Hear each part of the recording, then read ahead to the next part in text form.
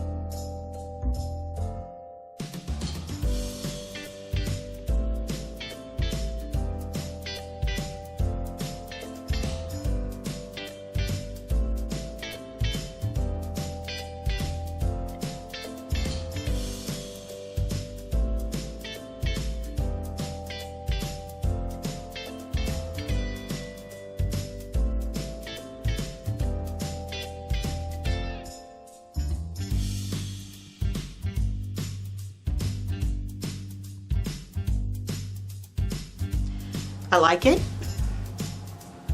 The fig didn't show up very well on there, but I still like it. Did get a little mess up there because it kind of bled, but I can always put the transfer, once I clean it again, put the transfer back over on the top of it and go over it again. If you like my videos, subscribe to my channel. All my links are below. And have a great day. Thank you.